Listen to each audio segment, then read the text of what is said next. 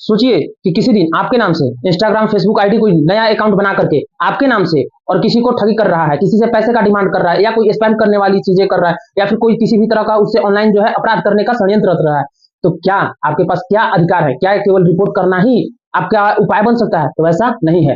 Hello दोस्तों, मैं रोशन वर्मा, अक्का द लीगल यात्रा।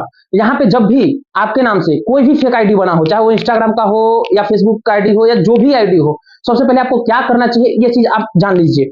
आपको सबसे पहले क्या करना है कि उसका एक प्रोफाइल का स्क्रीनशॉट लेना है। स्क्रीनशॉट लेने के बाद उससे संबंधित प्लेटफॉर्म पे रिपोर्ट करना है। रिपोर्ट कर दिए, वहां तक आपका क्लियर है। उसका प्रोफाइल का लिंक आपको अपने फोन में सेव रखना है। यदि कभी भी उससे जैसे कि किसी से पैसे ठगने की काम किया जा रहा है कि भाई मेरे को जरूरत है, इतना पैसे दे दो, अक्सर ऐसा देखा जाता है, तो उस सिचुएशन में आपको क्या करना है, किसी भी अपराध हो या फिर किसी से पैसे हटने की बात हो या फिर किसी भी तरह का षड्यंत्र रचा जा रहा हो उस आईडी से, तो आप सीधा सीधा क्या कीजिए, रिपोर्ट मारने के बाद उसका लिंक सेव करने के बाद आप जो है राष्ट्रीय साइबर अपराध का जो है एक पोर्टल होता है, वहां पे आप जा करके साइबर सेल के पास जाकर के कंप्लेन कीजिए ऑनलाइन, और वहां पे कंप्लेन करके वहां पे प्रॉपर उसका स्क्रीनशॉट दे दीजिए, प्रोफाइल लिंक दे दीजिए। आप जब वहां पे दे देते हैं तो फिर आपका काम वहां पे आसानी से हो जाता है और वो प्रोफाइल को डिलीट कर दिया जाता है। तो यदि आपको ये जानकारी सही लगा हो तो ये जानकारी को और किसी दूसरे तक भी, अपने दोस्तों रिश्तेदारों तक भी शेयर करें, क्योंकि अक्सर ऐसा देखा जाता है कि दूसरे का आईडी बना करके लोग पैसे बोलते हैं कि भाई मेरे को पैसे की जरूरत हो गई, ये मेरे पैसे दे दो।